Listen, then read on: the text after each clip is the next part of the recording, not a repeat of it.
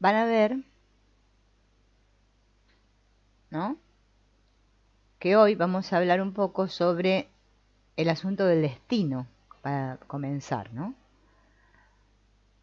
Bert Hellinger habla de que nosotros tenemos que estar en conformidad con el destino. ¿Y qué significa, no?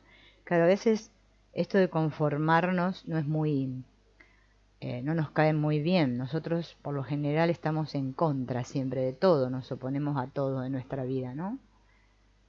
Pero él dice que hay una parte de la fatalidad que pertenece a mí mismo, por ejemplo, una enfermedad hereditaria, una mutilación de guerra o condiciones difíciles en la infancia.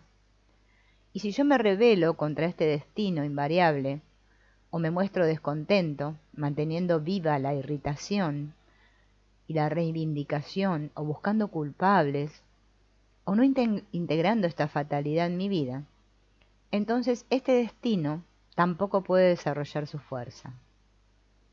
Al igual que puedo ser salvado de manera inmerecida y sin intervenir personalmente, por ejemplo, puedo recibir un regalo que otros no reciben, ¿no?, algo que me toque a mí y a otros no. También tengo que asentir si se me exige llevar las consecuencias de algo negativo que ocurrió sin yo tener la culpa. Porque al destino no le importan nuestras reivindicaciones ni tampoco nuestra reparación. En el caso de una culpa fatal, como única salida, me queda el conformarme. La sumisión a un contexto inextricable y sumamente poderoso, sea para mi felicidad o para mi desgracia. La actitud que sirve de base para esta manera de actuar se llama humildad. La humildad me permite tomar mi vida y mi felicidad tal como me vienen dadas y mientras duren, independientemente del precio que otros pagaron por ello. También me permite asentir a un destino duro si me toca a mí. Esta humildad hace cuajar la experiencia de que no soy yo el que determina el destino, sino que el destino me determina a mí. También es la respuesta adecuada a la culpa y a la inocencia fatales, poniéndome a mi mismo nivel con las víctimas. Me permite honrarlas, no tirando o limitando aquello que recibí a su costa, sino justamente aceptándolo, a pesar de su alto precio, y transmitiendo parte de ello a otros. La expiación, dice Hellinger, destruye el respeto, y el respeto hace superflua la expiación. La recompensa consiste entonces en que esta conformidad en mi interior se convierta en fuente de fuerza. Esta es la recompensa positiva y siempre actúa para bien. Parece un poco, ¿no?, difícil esto, porque a nosotros, a todos nos cuesta aceptar nuestro destino, ¿no?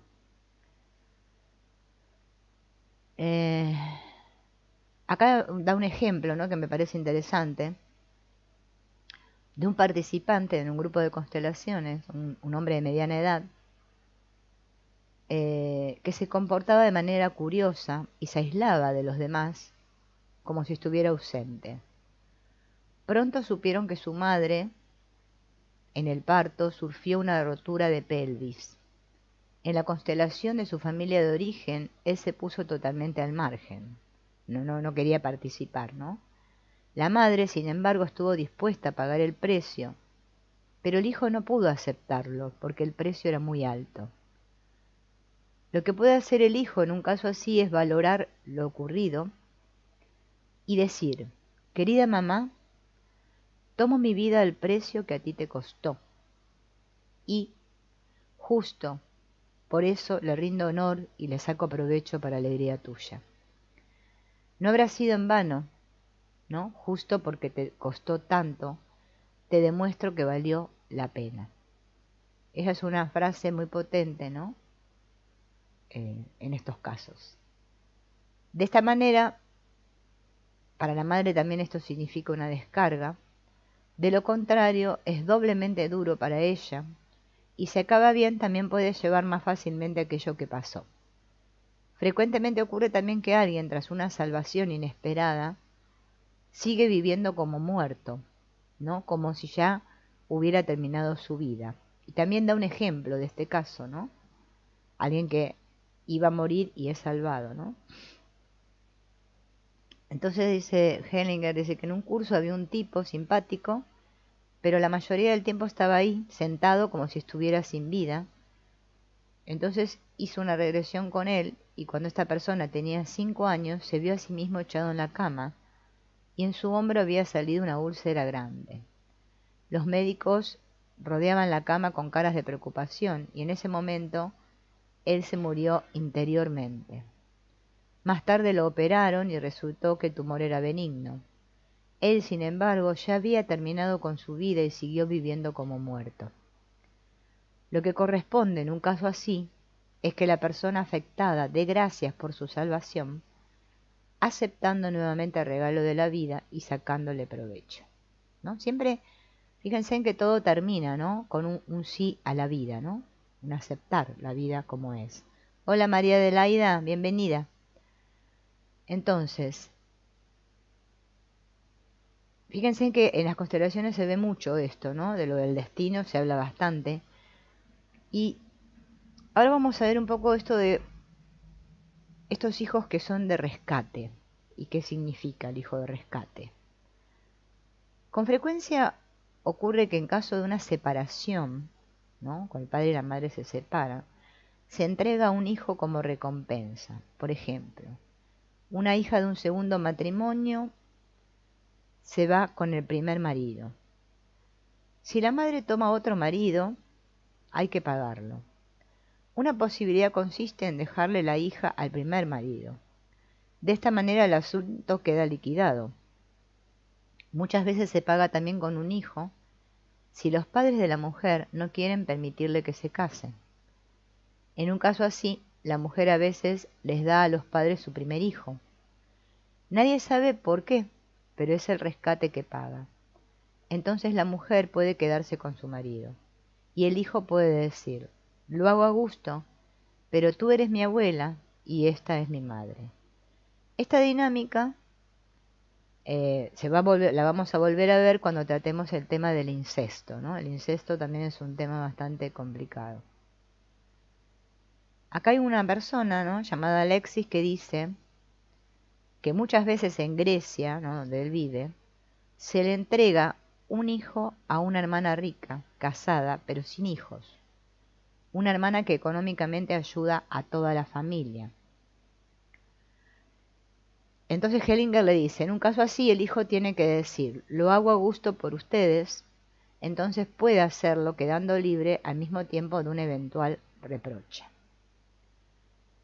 Y ahora vamos a incursionar en el tema del orden, ¿no? Que es otra de las leyes de las constelaciones, ¿no? La jerarquía, el orden y la ley de dar y percibir, ¿no? La condición básica para que el amor fluya, dice Hellinger, es que haya orden. Y aquí me refiero a las reglas que conducen la convivencia de un grupo a cauces fijos. En todas las relaciones duraderas se desarrollan normas, ritos, convicciones y tabúes comunes que a continuación adquieren un carácter vinculante para todos, ¿no? Dentro del grupo familiar, cada grupo, cada sistema, tiene unas ciertas normas, reglas, ¿no?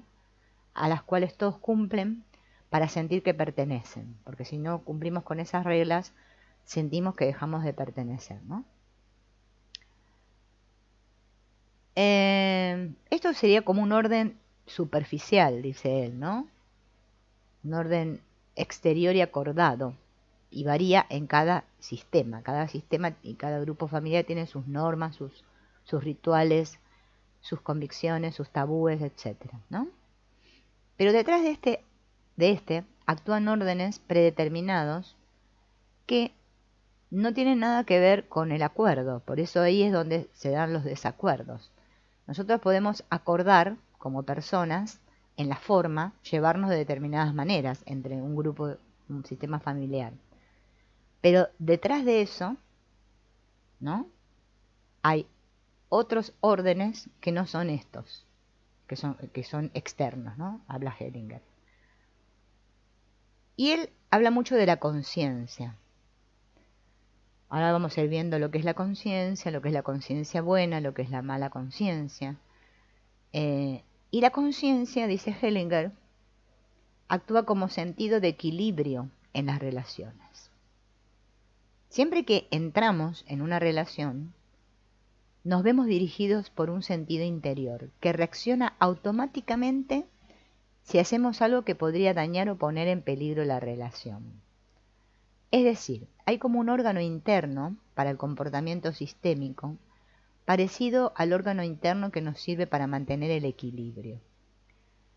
Entonces, cuando nos salimos de ese equilibrio, la sensación de malestar producida por esa caída, ¿no? Esa falta de equilibrio, nos devuelve al equilibrio. Esto se llama compensación, ¿no? Buscamos compensar. Entonces el equilibrio se regula por el malestar o por el placer. Si nos encontramos en equilibrio, estamos en una sensación agradable de placer. Pero cuando nos salimos del equilibrio, es una sensación de malestar, que nos indica el límite en el que tenemos que cambiar para que no ocurra ninguna desgracia. En las relaciones rigen unos órdenes determinados. Si estoy en armonía con esos órdenes y en consecuencia puedo permanecer en la relación, yo me siento inocente y en equilibrio. Por eso todos tenemos esta necesidad de sentir que pertenecemos al sistema, porque en cuanto siento que dejo de pertenecer, dejo de sentirme inocente y me siento desequilibrado, ¿no? Por eso cuando me desvío, ¿no?, de las condiciones que me permiten conseguir unas relaciones que ya he logrado, ¿no?, y veo que mi relación puede peligrar, me surge la sensación de malestar. Y entonces me obligan a volver a donde estaba, para no sentir ese malestar. Esto se experimenta como culpa. Por eso todos nosotros en nuestros sistemas familiares, hola Laura, buenos días, tendemos a hacer esto, de que cuando me siento ya que estoy haciendo algo que va en contra de ese equilibrio, de esa pertenencia a mi grupo, me siento mal, entonces vuelvo otra vez a lo mismo, para no sentirme culpable, porque todos queremos sentir esa inocencia. A esta instancia que controla este proceso, ¿no?, de culpa, inocencia, pertenezco, no pertenezco, se perdió el equilibrio, ¿no? No estoy en equilibrio, o sea, me siento mal o bien. Bert Hellinger a este órgano de equilibrio, esto que equilibra, le llamó conciencia.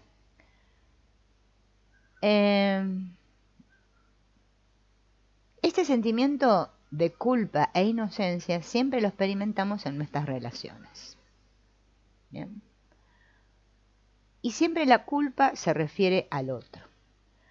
Me siento culpable si hago algo que perjudica la relación con otros. E inocente si hago algo provechoso para la relación con otros. La conciencia nos ata al grupo para nuestra supervivencia, independientemente de cuáles sean las condiciones que éste nos imponga.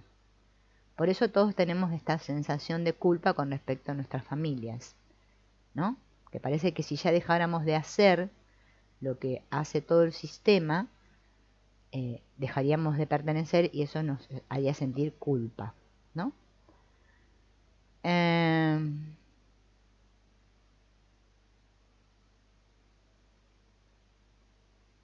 Entonces, acá hay un ejemplo en un grupo, ¿no?, un médico que contó que una mañana su hermana lo llamó pidiéndole que pasara a verla, porque le quería consultar un problema médico con él. Entonces el hombre va a lo de su hermana y estuvieron hablando durante 1 hora. Entonces el hermano, que era el médico, ¿no?, le dice, bueno, sería mejor que fueras a ver a un ginecólogo, le dice el hermano. Entonces ella fue y dio a luz a un niño. El médico no había percibido que su hermana estaba embarazada. O sea, el médico del hermano, ¿no? La hermana tampoco había percibido que estaba embarazada, ¿no? Y sin embargo, dice acá Hellinger, que los dos eran médicos, tanto la hermana como el hermano, ¿no? Porque, ¿qué pasaba? A nivel oculto del sistema estaba prohibido percibir embarazos. Fíjense, y todos sus estudios académicos no les habían servido para nada para poder superar este bloqueo de percepción. Fíjense que es tan fuerte, ¿no? Estas implicaciones, intrincaciones que hay, estas cosas que hemos aprendido de nuestro sistema, que aprendemos a negar eso que para nuestro sistema no está bien hacer, y ellos, siendo médicos, no podían percibir un embarazo, como tenían un rechazo, ¿no?, hacia poder percibir que alguien estaba embarazada, en este caso que era la hermana ¿no? Esta conciencia vela por las condiciones para nuestras relaciones. Es decir, vela por la vinculación. ¿Se acuerdan que la vez pasada hablamos de la diferencia entre vínculo y relaciones? Por este equilibrio entre dar y tomar, y por el orden. Tan solo puede conseguirse una relación buena o satisfactoria o lograda, ¿no?, si estas tres condiciones se cumplen a la vez. No hay vinculación sin equilibrio y orden. No hay equilibrio sin vinculación y orden. Y no hay orden sin vinculación y equilibrio. Las voy a volver a repetir porque es importante. Las tres condiciones se tienen que cumplir a la vez. Entonces, no hay vinculación sin equilibrio y orden. No hay equilibrio sin vinculación y orden. Y no hay orden sin vinculación y equilibrio. Estas condiciones se experimentan en el alma como necesidades elementales. La conciencia está al servicio de las tres. Y cada una de estas tres necesidades se impone por una sensación particular de culpa e inocencia. Por lo tanto, nuestra experiencia de culpa difiere dependiendo de si la culpa se refiere a la vinculación, al equilibrio y al orden, y por esa, al equilibrio o al orden, ¿no? Vinculación, equilibrio, orden. Depende con cuál esté relacionada, ¿no?, la culpa. Si con la vinculación, si con el equilibrio, con el orden. Y por la misma razón sentimos la culpa y la inocencia de maneras diferentes, según a quién está sirviendo esa culpa, si a la vinculación, si al equilibrio o al orden, ¿no? En este campo la conciencia reacciona a todo cuanto beneficie o ponga en peligro la relación. Por lo tanto, tenemos la conciencia tranquila si nos comportamos de manera que podamos estar seguros de tener algún derecho de formar parte del grupo. Y tenemos mala conciencia si nos hemos desviado de las condiciones del grupo, hasta el punto de tener que temer la pérdida total o parcial del derecho a la pertenencia. Este asunto de la pertenencia es bastante culposo, diría yo. O sea, podemos experimentar buena conciencia, como dice Bert Hellinger, o mala conciencia, según sienta que pertenezco o que dejo de pertenecer. Cuando yo siento que pertenezco, creo tener buena conciencia. Y como quiero sentirme inocente, entonces hago lo que hace mi sistema y sigo haciendo lo mismo del sistema, para no dejar de pertenecer, o sea, no sentir que dejo de pertenecer. Cuando yo hago lo contrario, siento mala conciencia. Y entonces eso me hace sentir como que yo estoy perdiendo la pertenencia a ese grupo, ¿no? Por eso el de pertenencia es muy importante, ¿no? Hay todos los que vinieron. Hola Mari, hola Bey, hola Gladys y hola Luisa, ¿no? Es increíble, ¿no? Pero fíjense en que en nuestras relaciones, si observamos esto, ¿no?, con detenimiento, a todos nos pasa, ¿no? Esto de sentir culpa. Bien, o inocencia, ¿no? En el caso de la culpa, se siente como miedo a sufrir una pérdida o una expulsión, como una lejanía, ¿no? Fíjense que esto está relacionado, hasta podemos remontarnos a lo que dice la Biblia, ¿no? Que Adán y Eva fueron expulsados del paraíso, ¿no?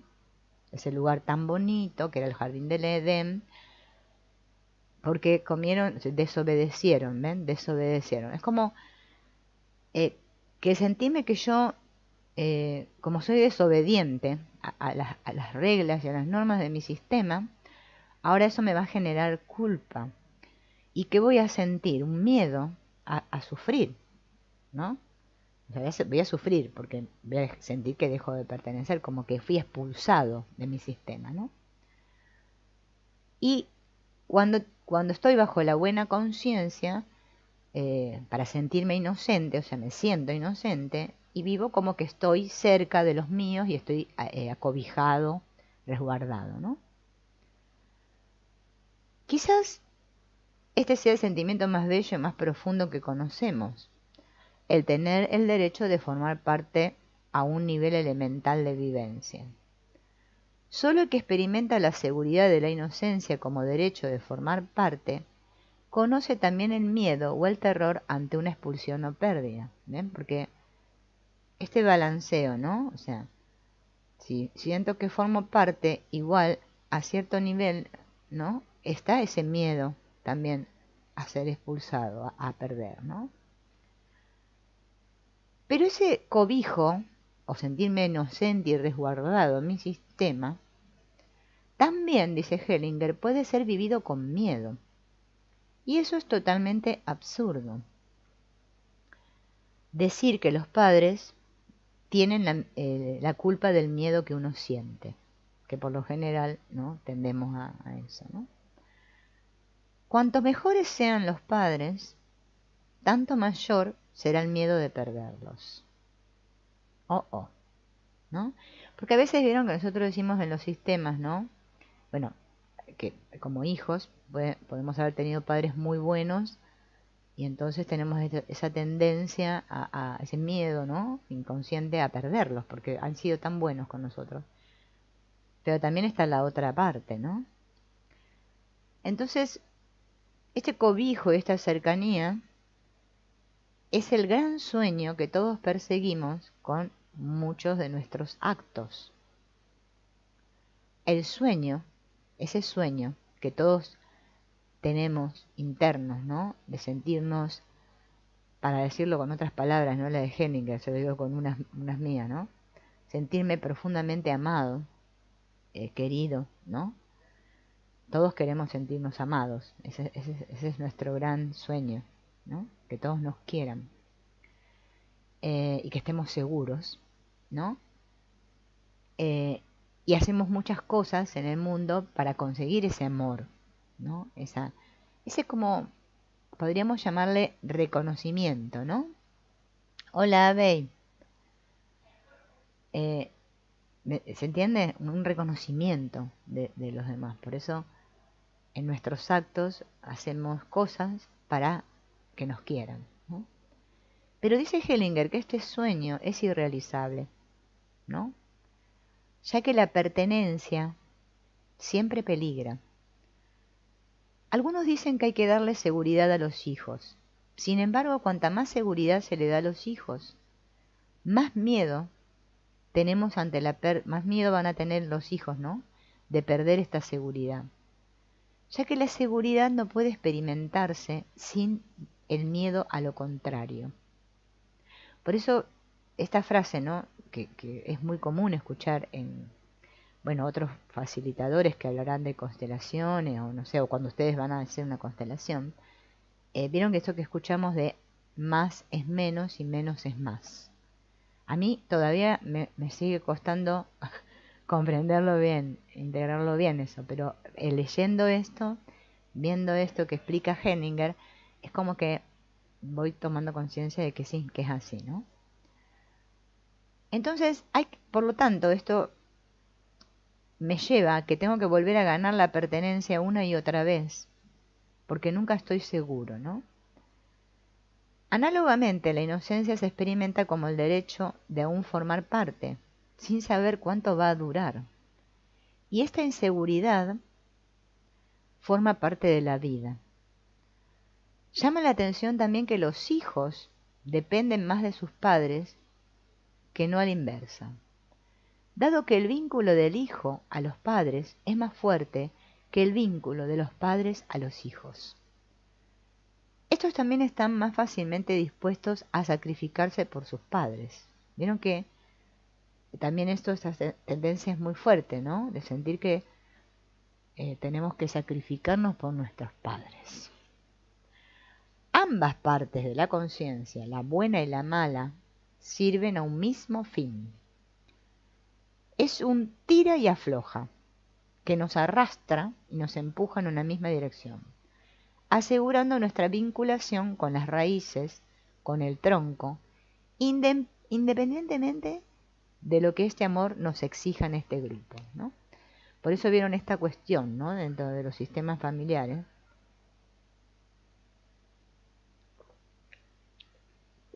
de sentirnos exigidos, ¿no? Por nuestras relaciones y todo esto. Entonces, para la conciencia, la vinculación con el grupo de origen tiene prioridad ante cualquier otra razón y cualquier otra moral.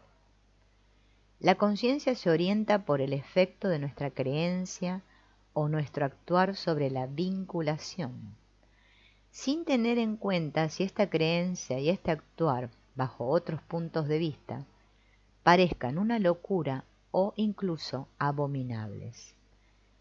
Por eso vieron cuando vimos la otra vez que dijimos que el vínculo no se puede romper. Las relaciones sí, pero el vínculo no.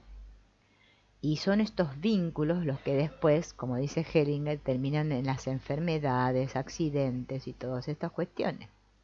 Ahora lo vamos a ir viendo detalladamente, ¿no? Por lo tanto, no podemos fiarnos de la conciencia si se trata de discernir entre el bien y el mal en un contexto más amplio, lo vamos a ver más adelante, dado que la vinculación tiene prioridad ante todo lo que aún pueda seguir después. También vivimos la culpa respecto a la vinculación como lo más grave de todas las culpas y sus consecuencias como el peor de los castigos. Y por otra parte experimentamos la inocencia en la vinculación como felicidad profunda y como última meta de nuestros anhelos de la infancia. Este asunto del sacrificio, ¿no? Ahora lo vamos a ir viendo detalladamente. Y vamos a ver este asunto del amor y la vinculación, que es bastante para tener en cuenta, ¿no? La conciencia nos ata de manera más fuerte si en un grupo nos encontramos más abajo y nos vemos expuestos a él. En la familia este es el caso de los niños. Los niños, por amor, están dispuestos a entregarlo todo, incluso la propia vida y la felicidad, si de esta manera les va a ir mejor a sus padres y a todo su sistema. Estos son los hijos que están en la brecha por sus padres o antepasados y realizan lo que no tenían pensado, que es expiar, con minúscula, expiar, lo que no hicieron ellos, ¿no? Por ejemplo, para poder salvar eso, ¿no? Para poder salvar a la familia, vendría a ser, ¿no? Por ejemplo, la mujer que se mete a monja en un convento, el hombre que se hace sacerdote, ¿no? O sea, es como negarnos, ¿no? A disfrutar nosotros y vivir nuestra propia vida por amor a eso, por esa conciencia infantil, ¿no? Ese amor ciego, ¿no? Hacia nuestros padres. Entonces, como integrantes del sistema, quizás llevamos la culpa de algo que no tenemos culpa, porque la llevamos en lugar de nuestros padres. Y queremos como expiar, como vengar eso, ¿no? Como hacer justicia, vendría a ser, ¿bien? Y acá vamos a ver un ejemplo. Un hombre mayor, que ya estaba cerca del final de su vida, buscó la ayuda de un amigo para encontrar la paz. Porque una vez dice que había castigado a su hijo por desobediente, y a la noche siguiente su hijo aparece ahorcado, se ahorca, ¿no? Aunque ahora el padre ya era mayor, no había podido lograr deshacerse del peso de esa culpa. Entonces de repente en la conversación con su amigo, se acordó de que cuando pocos días antes de que su hijo se suicidara, la madre contó en la mesa que estaba embarazada de nuevo. Y ese mismo hijo exclamó, todo alterado, por Dios, ya no hay lugar aquí, ya no hay espacio aquí. Y el padre comprendió que el hijo se había ahorcado para quitarle la preocupación a los padres y hacer sitio para que venga ese otro. Así el hombre encontró un sentido en la muerte de su hijo y finalmente dijo, estoy en paz como mirando un lago tranquilo en las montañas. ¿No? Qué comprensión profunda, ¿no? Poder llegar a esto, porque poder comprender ese trasfondo es bastante difícil para nosotros, ¿no? En cuanto ganamos poder en un grupo o nos hacemos independientes, el vínculo se afloja y con él se afloja también la conciencia. Los débiles, sin embargo, se esmeran y siguen siendo fieles a su sistema. Ellos muestran la entrega más desinteresada porque están atados. Ellos, en una empresa, por ejemplo, ¿no? Donde podemos ver este tipo de gente, ¿no? Que hace esto, son esos trabajadores sumisos, ¿no? O en el ejército son los soldados que hacen caso, ¿no? Para el bien de los fuertes del grupo, actúan a conciencia arriesgando su salud, su inocencia, su felicidad, su vida, aun cuando los fuertes se aprovechen de ellos sin ningún tipo de escrúpulos, para aquello que ellos llaman los fines superiores. Dado que quedan ligados a su propio sistema, pueden ser utilizados sin ningún tipo de reparos en contra de sistemas ajenos. Estos son los pequeños que dan la cara por los grandes, los verdugos que hacen el trabajo sucio, los héroes de una batalla perdida, las ovejas detrás de su pastor que las lleva al matadero, las víctimas que pagan la cuenta. Fíjense en todas las consecuencias que trae esa conciencia buena. Y sin embargo, todos queremos tener la conciencia buena, porque fíjense en que todos queremos tener la conciencia tranquila, y buscamos tener la conciencia tranquila de una manera equivocada. Solo se logra la conciencia tranquila, podemos decir, cuando uno reconoce lo que es, tal como es. No cuando uno sigue siendo fiel a su sistema y hace lo que sea, se sacrifica y sigue atado a su sistema, a su grupo familiar, con tal de no experimentar la conciencia mala. Y ahora lo vamos a ir viendo, ¿no? Entonces todo esto era con respecto a la vinculación. Y ahora vamos a ver con respecto al equilibrio. Así como la conciencia vela por la vinculación con los padres y todo el sistema familiar, dirigiéndola mediante un sentimiento de culpa y de inocencia, también vela por el intercambio, dirigiéndolo mediante otro sentimiento de inocencia y de culpa. En relación al intercambio positivo entre dar y tomar, experimentamos la culpa como obligación y la inocencia como libertad de cualquier obligación. Por lo tanto, no hay tomar que no tenga su precio.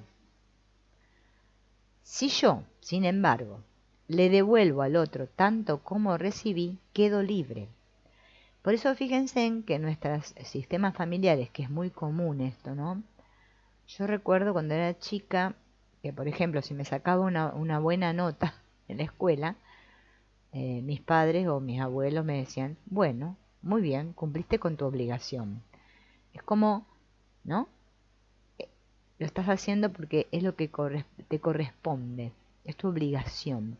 Esto de la obligación también es una gran carga para todos, ¿no? Entonces, como se produce este desequilibrio entre el dar y el tomar, o sentimos que si yo tomo lo que me dan, tengo que pagar un precio, o sea, como que voy a quedar en deuda, ¿no? Pero si yo devuelvo, o sea, me dan y, y devuelvo tanto como recibí, quedo libre de cualquier obligación, ¿no? Y esto pasa en todos los tipos de relaciones. No es que solo pase en las relaciones eh, familiares cercanas, sino en todos los tipos de relaciones, ¿no? O sea, con otras personas externas a nuestra familia, ¿no? El que está libre de toda obligación se siente ligero y libre, pero ya no conserva tampoco ninguna vinculación.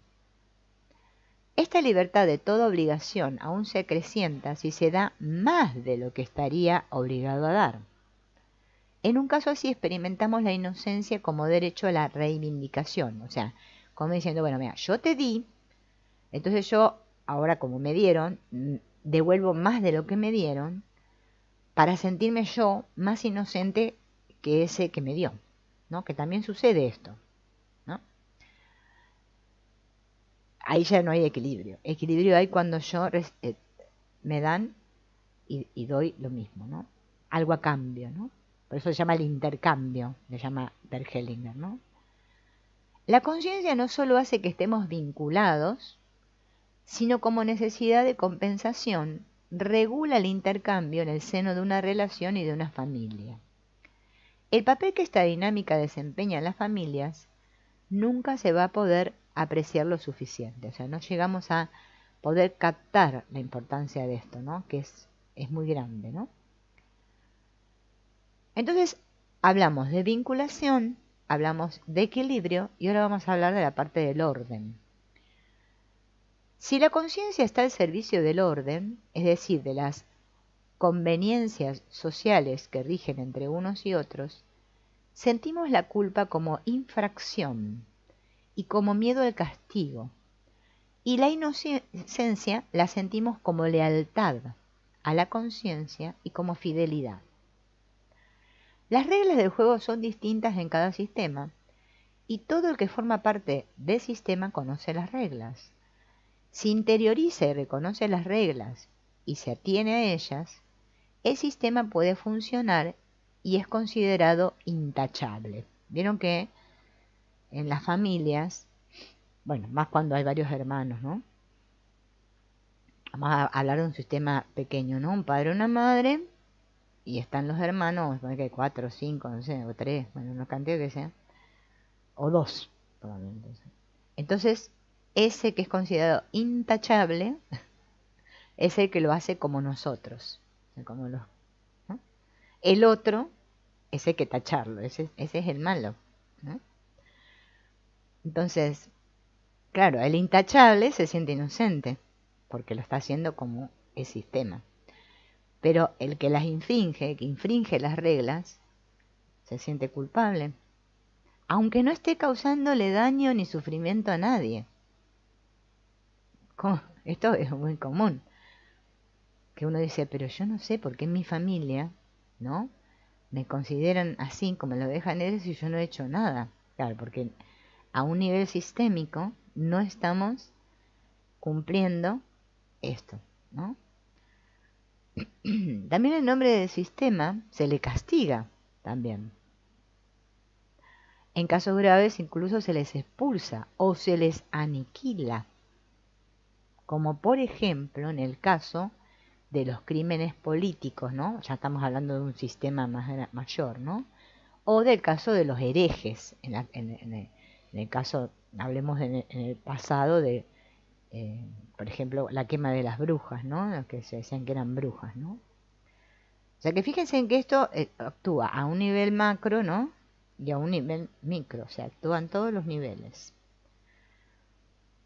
Estos órdenes sociales condicionan nuestro comportamiento en nuestro grupo pero nunca sentimos la culpa de la infracción tan profundamente como cuando faltamos a las exigencias del vínculo o del equilibrio entre dar y tomar. Es como, para hacerlo en un ejemplo sencillo, como el padre o la madre que le dice al hijo, bueno, si vos haces esto, entonces te voy a dar esto, ¿no? Es esa exigencia. Por eso fíjense en que todos nos sentimos así en nuestros grupos, ¿no? Sociales, o sea, en nuestros sistemas pequeños, ¿no? Bien.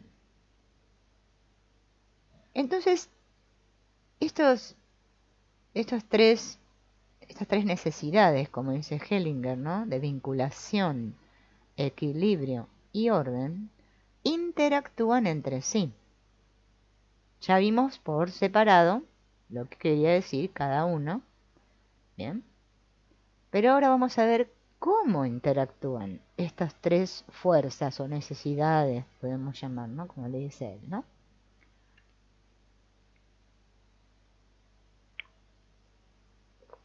Porque según Bergelinger actúan de maneras diferentes, ¿no? De maneras distintas. Cuando estamos al servicio del vínculo, cuando la conciencia actúa al servicio del vínculo, quizá nos exija aquello que, sirviendo al equilibrio y al orden, nos prohíbe. Y lo que nos permite, por el bien del orden, quizás nos lo impida teniendo en cuenta el vínculo. Si se impone únicamente una de estas necesidades, las otras se quedan cortas. Por eso es que están interactuando, ¿no? Entonces cuando solo una se impone, las otras quedan cortas. Si alguien, sin embargo, pretende someterse a las tres necesidades a la vez, se va a quedar en deuda con cada una de ellas. Sea cual fuere la manera en que seguimos a la conciencia, por una parte se nos declara culpable y por la otra se nos absuelve. Por eso nunca tenemos la conciencia del todo tranquila. ¿Ven? Porque todos tenemos esa sensación interna de intranquilidad, ¿no? Te digo, no tengo la conciencia tranquila, ¿no? Hola, Leslie. ¿Se entiende esto? Fíjense. Por eso esto es fundamental, es la base fundamental para comprender esto que Bert Hellinger explicó de las constelaciones familiares. Si no tenemos esto bien claro, que es bastante complicado, ¿no? Por eso estoy tratando de ir lento y explicarlo con mucho detenimiento, dando el ejemplo, ¿no? Es que después, hasta es importante, si yo no practico las constelaciones, o sea, no soy constelador o solamente quiero ir a presenciar una constelación, es importante tener este conocimiento previo, porque así voy a saber si lo que me está mostrando el campo, ¿no? Voy a poder yo mismo darme cuenta, ¿no? A pesar de que el facilitador me oriente, yo mismo voy a tener esa capacidad para darme cuenta de lo que está sucediendo en mi sistema familiar, ¿no? Bueno, vamos a ver el ejemplo, un ejemplo típico ¿no? Si una madre le dice a su hijo que acaba de portarse mal, el hijo se acaba de portar mal y la madre le dice: ahora, durante una hora, jugarás solo en tu habitación. Y le aplica un castigo teniendo en cuenta el orden. O sea, la madre está antes que el hijo, ¿no? Ese sería el orden, ¿no? Entonces la madre es más grande y le da un castigo al hijo. Ahora bien, si ella impone ese orden hasta el final, es decir, se le dice al hijo: solo en tu habitación durante toda una hora, el hijo en consecuencia va a estar enfadado con la madre y con razón. ¿Por qué? Siendo justa, se olvidó del vínculo y del equilibrio entre dar y tomar. Por eso, muchas veces los padres perdonan a los hijos parte del castigo. Y en esto hieren el orden, porque también les es importante el vínculo. Si los padres nos castigan, el vínculo se encuentra en primer lugar, pero el orden queda perjudicado. También en este caso el hijo se enfada con los padres porque no sabe dónde están los límites. Por eso es tan dificultoso poner límites a nuestros hijos, ¿no? Es decir, Culpa e inocencia casi siempre aparecen juntas. El que extiende la mano para tomar la inocencia también está tocando la culpa. Y quien vive de inquilino en la casa de la culpa descubre cómo su subinquilino es la inocencia. Entonces la culpa y la inocencia cambian sus vestidos a menudo, de manera que la culpa aparece vestida de inocencia y la inocencia vestida de culpa. Por eso las apariencias engañan y solo el resultado final muestra lo que realmente es real. De la misma manera que las apariencias de culpa e inocencia engañan, la conciencia del grupo gradualmente sustituye la experiencia que el niño tiene del mundo, reemplazando su percepción de lo que es por las creencias de la familia, ¿no? Por eso, esto que está planteando Hellinger acá, fíjense en que esto sucede a todos nosotros nos ha sucedido y le va a suceder a nuestros hijos también, bueno, y siempre sucederá hasta que nos demos cuenta, ¿no? El niño cuando es pequeño tiene una visión del mundo, pero después, bajo el sistema, creándose bajo el sistema, bajo la educación y todo esto, y ni que hablar de la educación que después adquieren en la escuela, ¿no? Va adquiriendo, ¿no? Va reemplazando su propia percepción por la percepción de la familia. Entonces yo ahora veo y percibo como mi familia, ¿no? Como pasaba en el caso que contamos recién del médico y su hermana, que ellos, es como que en su familia estaba prohibido percibir los embarazos, ¿no? Entonces, esto actúa a un nivel muy, o sea, es inconsciente, ¿no? Por eso cuando nosotros vamos a una constelación familiar, ya sea individual o grupal, es que vemos el inconsciente ahí, lo que realmente está pasando, no lo que pasa acá en la superficie, sino lo que realmente está sucediendo a nivel sistémico, por eso es sistémico. Y a veces a muchas personas, claro, no aceptan esto que ven, que sale. Otros sí, ¿no? O puede suceder que la constelación digan sí, sí, sí, sí, sí, pero igual sigan después su camino o quieran racionalizar o analizar lo que salió. Y no dejan, como enseñó Hellinger, que la constelación cumpla su cometido, que es que los movimientos del espíritu se encarguen y todo se acomode como debe ser. No como yo ahora quiero a nivel consciente, ¿no? Porque si no estamos siempre en el mismo rollo, ¿no? Aparte de esto, cada sistema tiene su propia conciencia, ¿no? El criterio para la conciencia es aquello considerado válido, lo que es válido en el grupo al que pertenecemos. Por eso, fíjense en que en cada sistema, ¿no? Ya nomás en cada sistema individual como individuo, también es cierto esto, pero vamos a hablar del sistema, ¿no? Familiar. Para unos grupos o sistemas es válido o valorable, valoran unas cosas, tienen unos valores, otros otras, otros otras y otros otras. No todos tenemos los mismos. Pero cada persona se encuentra en relaciones diferentes cuyos intereses se contradicen y forman parte de varios sistemas. Por eso es tan complejo ponernos de acuerdo entre todos, ¿no? Personas que se juntan proviniendo de grupos diferentes tienen por lo tanto conciencias diferentes. Y el que pertenece a varios grupos tiene también una conciencia diferente para cada grupo. Asimismo, las leyes de vinculación, equilibrio y orden son distintas en cada sistema. En un grupo de ladrones, por ejemplo, hay que robar para poder permanecer en el grupo. En un grupo, otro grupo, que no son ladrones, eso es lo que no hay que hacer, ¿no? Está mal visto. Ambos grupos, sin embargo, hacen lo que hacen para poder tener buena conciencia. Los sentimientos de culpa e inocencia no tienen nada que ver con bueno o malo, sino con aquello que en el grupo se aprecia como valioso. Por eso, lo que para mí, mirada o punto de vista sobre un sistema puede ser bueno o malo, para otro puede ser, o sea, para mí es bueno y para el otro es malo. Entonces, por eso, cuando se realiza una constelación, ¿no? Es tan importante que el que facilita la constelación, el constelador o el facilitador o lo que sea, no ponga su propia interpretación, porque va a poner su sistema, ¿no? Sus creencias, su conciencia buena ahí, sino que deje, ¿no? Que la misma constelación se desarrolle y muestre de los diferentes movimientos qué es lo que está pasando ahí. Porque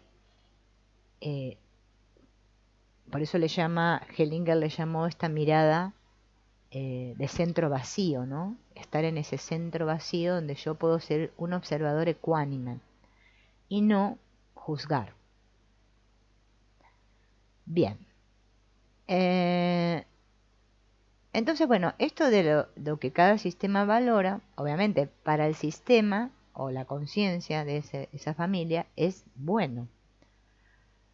Entonces, cuando vamos a suponer, alguien nace en una familia judía, ¿no? Se siente bien y seguro si sigue siendo judío, ¿no? Pero se va a sentir malo si no lo acepta, si no quiere ser judío. Esos sentimientos de culpa e inocencia también pasa en las familias que son de otro tipo de religión, ¿no? Entonces la conciencia nos mantiene junto al grupo, al igual que un perro mantiene las ovejas junto al rebaño. Pero si el entorno cambia la conciencia para protegernos, cambia de color como un camaleón. Por eso tenemos otra conciencia con la madre y otra con el padre, y otra con la familia, y otra con el trabajo, y otra con la iglesia, y otra con los amigos. Lo que sirve a un sistema puede perjudicar al otro, y lo que en uno nos trae inocencia, en otro sistema, en otro grupo, nos arroja, nos echa culpa, nos hace sentir culpables, ¿no? Así quizás por un mismo acto nos encontremos ante muchos jueces, ¿no? Y mientras uno nos condene, otro nos absuelve. Y esto es tal cual como funciona el mundo, observen. Bueno, no sé, no se me ocurre ningún ejemplo, pero bueno, hay miles. Pero es así, ¿no? Lo que para unos es totalmente bueno, fíjense en lo que sucedió nomás a nivel mundial, ¿no? Cuando pasamos por lo del virus, con la vacuna. Estaban los que estaban a favor de la vacuna y los que estaban en contra. O sea, siempre es así. Siempre es así. ¿No? Entonces, por eso es constelar es para mí mismo siempre. Es un trabajo que hago yo, en mí, ¿no? Para dejar de estar en esta conciencia buena, ¿no? Y poder vivir mi vida. Por eso, cuando nosotros, fíjense, honramos a nuestros padres, nos inclinamos ante ellos, les agradecemos por la vida que nos dieron, honramos sus destinos, pero le pedimos permiso para hacerlo a nuestra manera, ¿no? Y que les pedimos que nos bendigan y que nos miren con buenos ojos cuando nosotros lo hacemos como nosotros queremos. Porque si no siempre estamos con ese sentimiento de culpa e inocencia, y no salimos de ahí.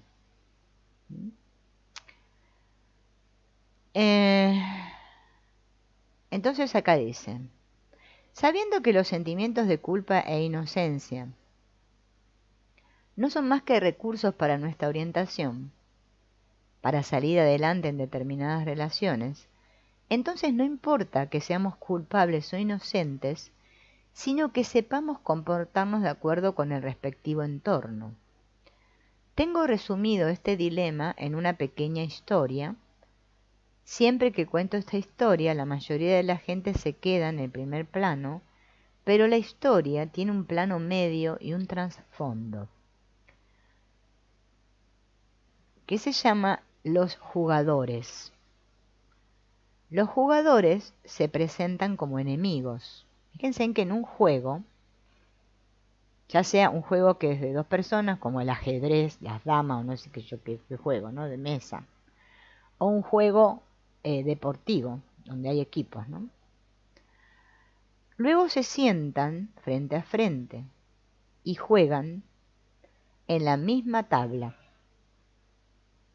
con una gran variedad de figuras, siguiendo reglas complicadas. Vamos a hacerlo con el ajedrez, por ejemplo, que es un ejemplo bien claro como este, ¿no? En el ajedrez hay una tabla, un tablero, hay fichas y hay reglas. A ver, esperen que si me perdí algo acá, ¿no? Siguiendo reglas complicadas, jugada por jugada, el mismo juego real.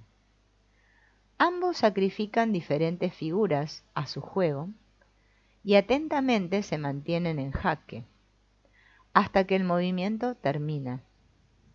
Cuando no va más, la partida está acabada.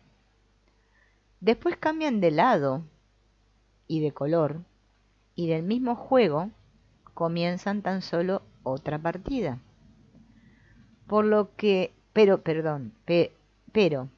el que largamente juega y muchas veces gana y muchas veces pierde, en ambos lados se convierte en maestro. ¿Ven? Por eso esto de adoptar posturas rígidas, ¿cuántas personas hay que tienen esta postura rígida? Y yo soy así, y no me salgo de ahí, ¿no? Como hablábamos hace un rato del ser intachable, ¿no? ¿Cuántas personas tienen esos prejuicios terribles, ¿no? Terribles. Porque ser prejuicioso, la verdad que es muy sufriente en este mundo, porque imagínense, todos vamos a ser señalados en este mundo con el dedo, porque cada uno nos ve a través de sus propias lentes, ¿no? Entonces querer sentirme inocente, ¿no? Sin respetar las reglas del juego es un poco difícil, por eso esto tiene un trasfondo, para que nosotros lo podamos aplicar a nuestras propias vidas. Convertirme en un gran maestro es cuando sé que la vida, ¿no? Como decía un locutor de acá de Argentina, una de cal y una de arena, ¿no? Querer estar de un solo lado es muy complicado, porque a veces se gana, a veces se pierde, y así es la vida, ¿no? Y fíjense en que hay algunos que quieren siempre ganar. Hola Iván, bienvenido. Y ese es el problema. ¿Qué pasa? Vieron que en las constelaciones está muy de moda decir que todos son excluidos. Esto de la exclusión, la exclusión. En todos los sistemas, sí, en todos los sistemas hay excluidos, sí. Y acá vamos a hablar de la exclusión por la conciencia y cómo superar esta exclusión, ¿no? Donde la conciencia vincula, también pone límites, incluyendo y excluyendo. Muchas veces, por lo tanto, si queremos permanecer en un grupo, tenemos que negarle o retirarle al otro, que es distinto, ¿no? Por eso fíjense en esto de los bandos, ¿no? O de las religiones, o de lo que sea, porque no importa. Yo soy de estos, yo pertenezco a los otros, ¿no?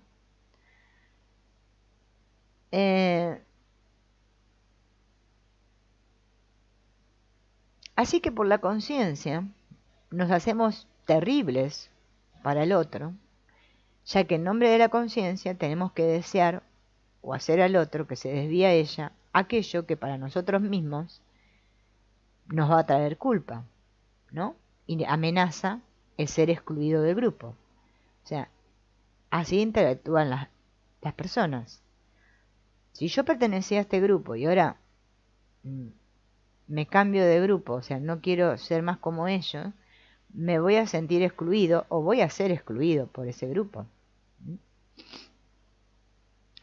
Todos los actos graves que cometemos con otros se realizan con la conciencia tranquila en relación al propio grupo. La conciencia, al sensibilizarnos para el propio grupo al que pertenecemos, nos hace ciegos para otros grupos, ¿no? Como yo pertenezco a este, no veo lo del otro. Entonces, cuanto más nos vinculamos con ese grupo, tanto más nos separa de los otros. Es increíble, ¿no? Cuanto más simpatía nos inspira un grupo, más hostiles, ¿no?, nos parecen los otros grupos, los otros, los de afuera. De la misma manera que nosotros tratamos a otros, ellos, en nombre de la conciencia, también proceden así con nosotros. Así, mutuamente nos ponemos un límite para el bien y en nombre de la conciencia suprimimos este límite para el mal. Es decir, si yo quiero hacerle un bien a alguien que pertenece a otro grupo enemistado con el mío, no se me permite hacerlo. La conciencia me lo prohíbe. Sin embargo, sí que se me permite hacerles un mal. Así, en el contexto de los conflictos políticos o religiosos, se cometen atrocidades de todo tipo, siempre con la conciencia tranquila. El que pretende sujetar esta inocencia toda su vida seguirá siendo o estrecho o malo. Todo desarrollo ulterior solo puede realizarse por el hecho de que una persona también entre en otro grupo y allí experimente la conciencia de una manera totalmente distinta. Entonces, para poder permanecer en ambos grupos, tiene que orientarse de nuevo. Puede hacer esto de una manera ciega, compensando entre ambos grupos, pero también puede hacerlo de manera consciente y a un nivel superior a través del entendimiento, lo cual implica un desarrollo personal. El entendimiento también actúa como conciencia, pero de una manera distinta. Es la percepción de un contexto mayor, ¿no? Por eso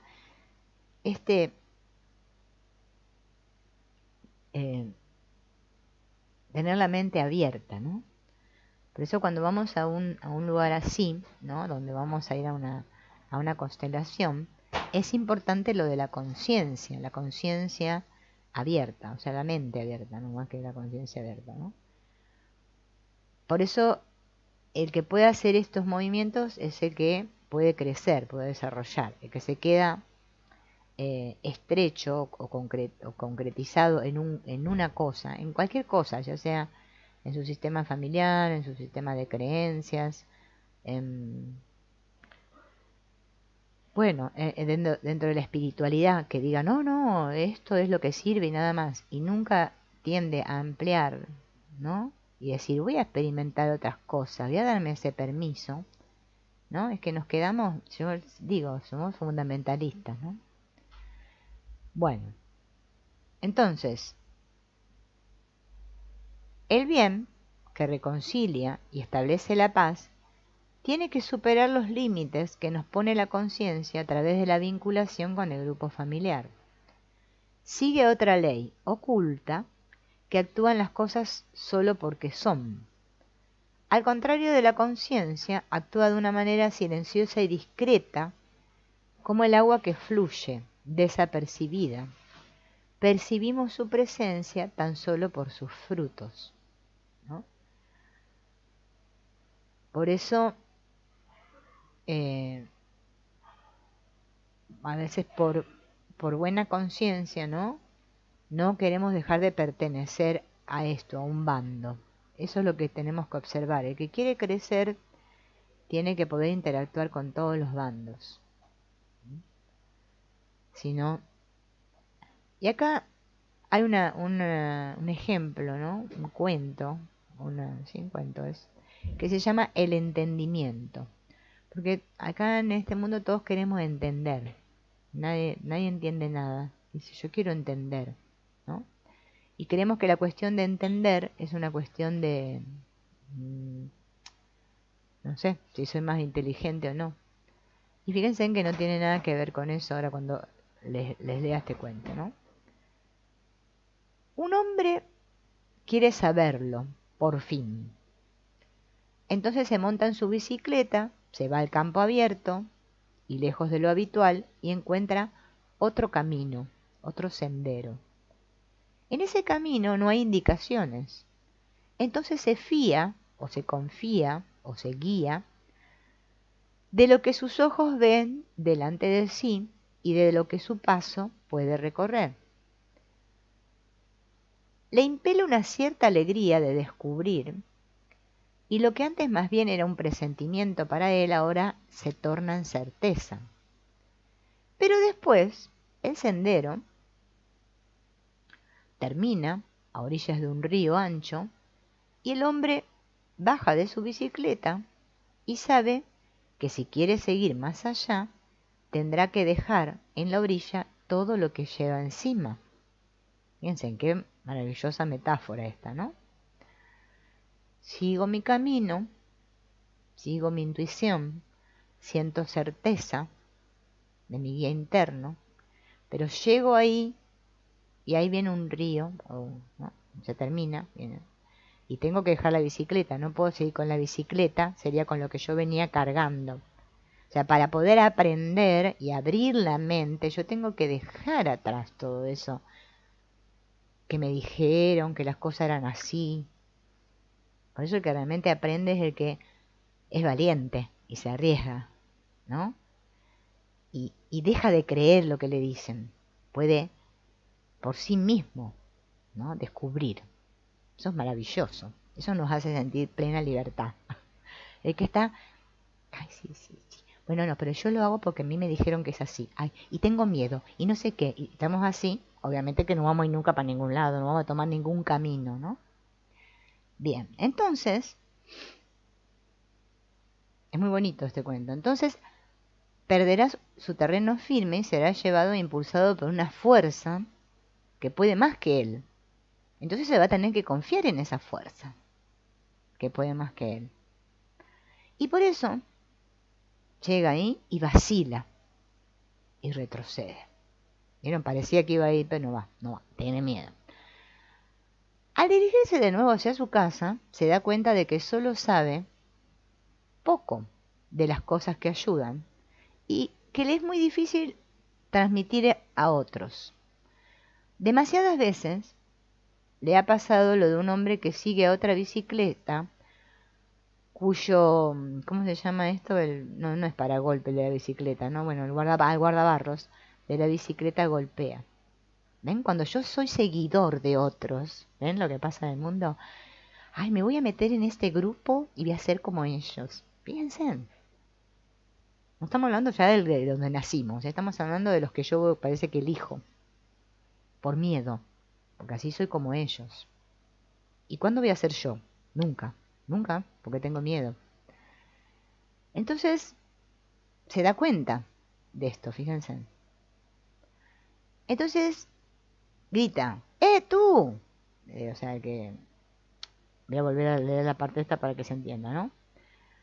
Se iba a ir a su casa, ¿no? Se da cuenta de las pocas cosas que ayudan y que le es muy difícil transmitir a otros.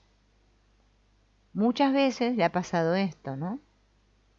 Lo de un hombre que sigue a otra bicicleta que le golpea el guardabarro, el paragolpe, este guardabarro, sí, y le grita, tú! Tu paragolpe, tu guardabarros golpea.